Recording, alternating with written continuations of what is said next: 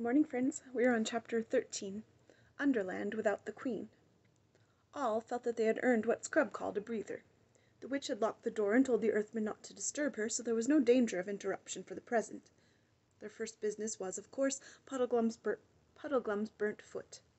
A couple of clean shirts from the prince's bedroom, torn into strips and well greased on the inside with butter and salad oil off the supper table, made a fairly good dressing. When this had been applied, they all sat down and had a little refreshment, and discussed plans for escaping from the underworld. Lilian explained that there were quite a lot of outlets by which one could get to the surface. He had been taken out through most of them at one time or another.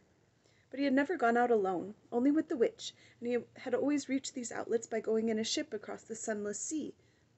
What the Earthmen would say if he went down to the harbor without the witch and with 4 strangers, and simply ordered a ship, no one could guess. But most likely they would ask awkward questions. On the other hand, the new outlet, the one for the invasion of Overworld, was on this side of the sea and only a few miles away. The prince knew that it was nearly finished. Only a few feet of earth divided the diggings from the outer air. It was even possible that it had now been quite finished. Perhaps the witch had come to tell him this and to start the attack. Even if it was not, they could probably dig themselves out by that route in a few hours. If they could only get there without being stopped, and if only they found the diggings unguarded. But those were the difficulties. "If you ask me," began Puddleglum. Then Scrub interrupted. "I say," he asked, "what's that noise?" "I've been wondering that for some time," said Jill. They had all, in fact, been hearing the noise, but it had begun and increased so gradually that they did not know when they had first noticed it. For a time it had been only a vague disquiet like gentle winds or traffic very far away. Then it swelled to a murmur like the sea. Then came rumblings and rushings. Now there seemed to be voices as well, and also a steady roar that was not voices. "By the lion," said Prince Rilian, "it seems this silent land has found a tongue at last." He rose, walked to the window, and drew aside the curtains.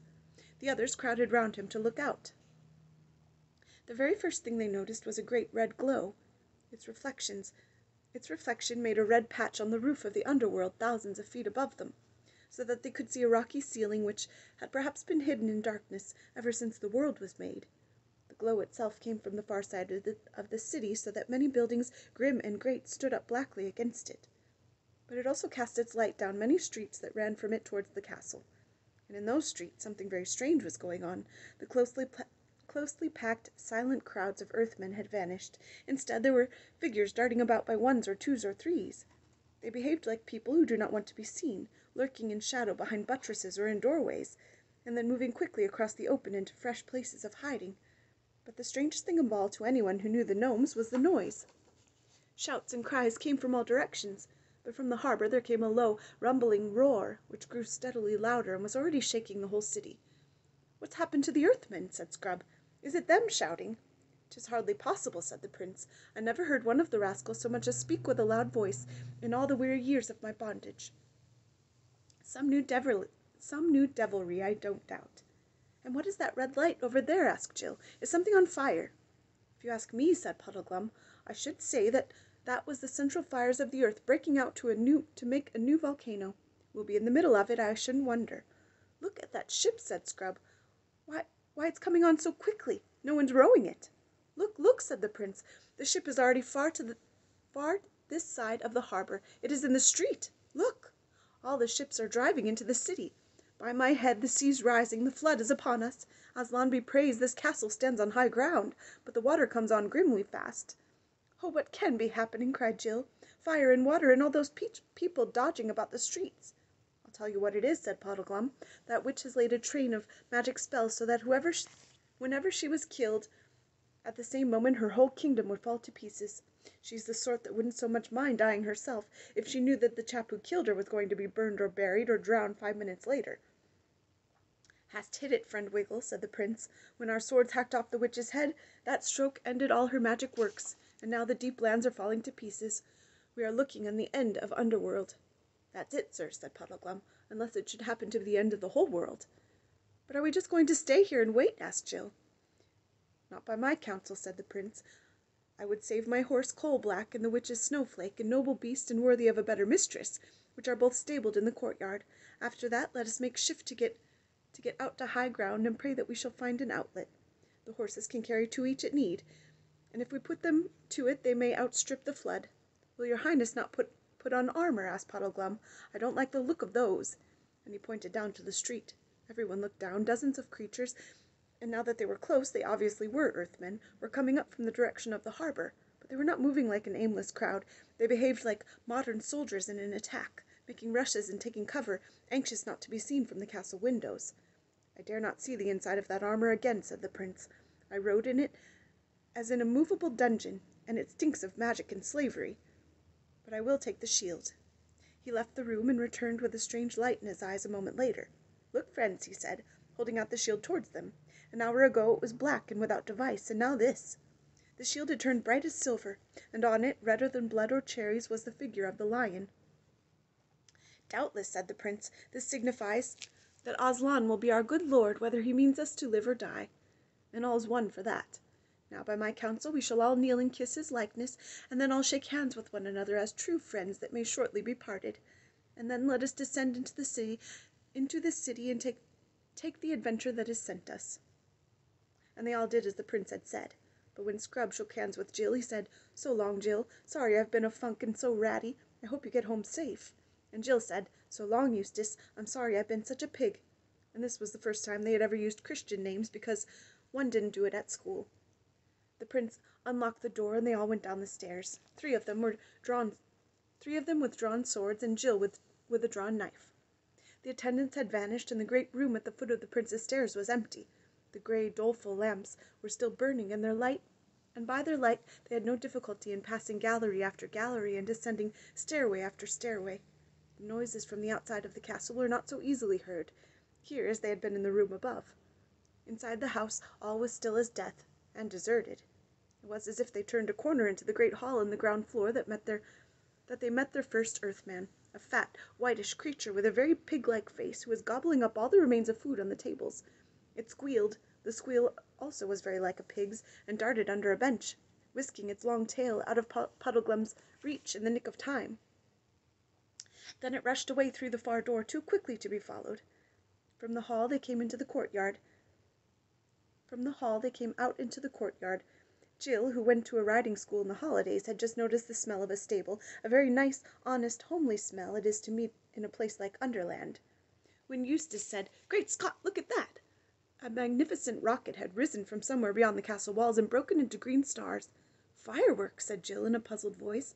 "Yes," said Eustace, "but you can't imagine those Earth people letting them off for fun. It must be a signal." "And means no good to us, I'll be bound," said Puddleglum. "Friend," said the prince, "when once a man is launched in such an adventure as this, he must bid farewell to hopes and fears, otherwise death or deliverance will both come too late to save his honor and his reason. Ho, my beauties!" He was now opening the stable door. "Hey, cousin, steady, Coal-Black, softly now, Snowflake, you are not forgotten." The horses were both frightened by the strange lights and the noises. Jill, who had been so cowardly about going through a black hole between one cave and another, went in without fear between the stamping and snorting beasts, and she and the prince had them saddled and bridled in a few minutes. Very fine they looked as they came out into the courtyard, tossing their heads. Jill mounted Snowflake, and Puddleglum got up behind her. Eustace got up behind the prince on Coal-Black. Then, with a great echo of hoofs, they rode out to the main gateway into the street. "Not much danger of being burnt, that's the bright side of it," observed Puddleglum, pointing to their right. There, hardly 100 yards away, lapping against the walls of the houses, was water. "Courage," said the prince. "The road there goes down steeply. That water has climbed only half up the greatest hill in the city. It might come so near in the first half-hour, and come no nearer in the next 2. My fear is of more of that."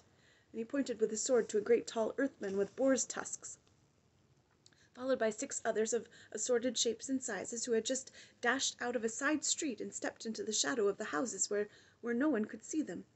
The prince led them, aiming always in the direction of the glowing red light, but a little to the left of it. His plan was to get round the fire, if it was a fire, on to high ground, in hope that they might find their way to new diggings. Unlike the other 3, he seemed to be almost enjoying himself. He whistled as he rode, and sang snatches of an old song about Corinne Thunderfist of Arkenland. The truth is, he was so glad at being free from his long enchantment that all dangers seemed a game in comparison, but the rest found it an eerie journey. Behind them was the sound of clashing and entangled ships, and the rumble of collapsing buildings. Overhead was the great patch of lurid light on the roof of the underworld. Ahead was a mysterious glow, which did not seem to grow any bigger. From the same direction came a continual hubbub of shouts, screams, catcalls, laughter, squeals, and bellowings, and fireworks of all sorts rose in the dark air. No one could guess what they meant. Nearer to them, the city was partly lit up by the red glow, and partly by the very different light of the dreary gnome lamps. But there were many places where neither of these lights fell, and those places were jet black. And in and out of those places the shapes of earthmen were darting and slipping all the time, always with their eyes fixed on the travelers, always trying to keep out of sight themselves. There were big faces and little faces, huge eyes like fishes' eyes and little eyes like bears'. There were feathers and bristles, horns and tusks, noses like whipcord, and chins so long that they looked like beards. Every now and then a group of them would get too big or come too near. Then the prince would brandish his sword and make a show of charging them, and the creatures, with all manner of hootings, squeakings, and cluckings, would dive away into the darkness. And when they had climbed many steep streets, and were far away from the flood, and almost out of the town on the inland side, it began to be more serious. They were now close to the red glow, and nearly on a level with it, though they could not see what it really was. But by its light they could see their enemies more clearly. Hundreds, perhaps a few thousands of gnomes were all moving towards it. But they were doing so in short rushes, and whenever they stopped they turned and faced the travelers. "If your highness asked me," said Puddleglum, "I'd say those fellows are meaning to cut us off in front." "That was my thought too, Puddleglum," said the prince, "but we can never fight our way through so many. Hark you! Let us ride forth close by the edge of yonder house, and even if we reach it, do you slip off into its shadow. The lady and I will go forward a few paces. Some of these devils will follow us, I doubt not. They are thick behind us. Do you, who have long arms, take one alive if you may, as it passes your ambush. We may get a true tale of it, or learn what is their quarrel against us." "But won't the others all come rushing at us to rescue the one we catch?" said Jill, in a voice not so steady as she tried to make it. "Then, madam," said the prince, "if you see us die fighting around you, you must commend yourself to the lion. Now, good Puddleglum." The Marshwiggle slipped off into the shadow as quickly as a cat. The others, for a sickening minute or so, went forward at a walk. Then suddenly from behind them there broke out a series of blood-curdling screams, mixed with the familiar voice of Puddleglum, saying, "Now then, don't cry out before you're hurt, or you will be hurt, see? Anyone would think it was a pig being killed." "That was good hunting," exclaimed the prince, immediately turning coal-black and coming back to the corner of the house. "Eustace," he said, "of your courtesy take coal-black's head." Then he dismounted, and all three gazed in silence while Puddleglum pulled his catch out into the light. It was a most miserable little gnome, only about 3 feet long. It had a sort of ridge like a coxcomb, only hard, on the top of its head, little pink eyes, and a mouth and chin so large and round that its face looked like that of a pygmy hippopotamus. If they had not been in such a tight place, they would have burst into laughter at the sight of it. "Now, Earthman," said the prince, standing over it and holding his sword point very near the prisoner's neck, "speak up like an honest gnome and you shall go free. Play the knave with us and you are but a dead Earthman. Good Puddleglum, how can it speak while you hold its mouth tight shut?" "No, and it can't bite either," said Puddleglum. "If I had the silly soft hands that you humans have, saving your highness's reverence, I'd have been all over blood by now. Yet even a Marshwiggle gets tired of being chewed." "Sirrah," said the prince to the gnome, "one bite and you die. Let its mouth open, Puddleglum." "Whee!" squealed the Earthman. "Let me go, let me go. It isn't me. I didn't do it." "Didn't do what?" said Puddleglum. "Whatever your honors say I did do," answered the creature. "Tell me your name," said the prince, "and what you Earthmen are all about today." "Oh, please, your honors, please, kind gentlemen," whimpered the gnome. "Promise you will not tell the Queen's Grace anything I say." "The Queen's Grace, as you call her," said the prince sternly, "is dead. I killed her myself." "What?" cried the gnome, opening its ridiculous mouth wider and wider in astonishment. "Dead? The witch dead by your honor's hand?" It gave a huge sigh of relief, and added, "Why, then your honor is a friend." The prince withdrew his sword an inch or so. Puddleglum let the creature sit up. It looked round on the 4 travelers with its twinkling red eyes, chuckled once or twice, and began. Have a good day, friends.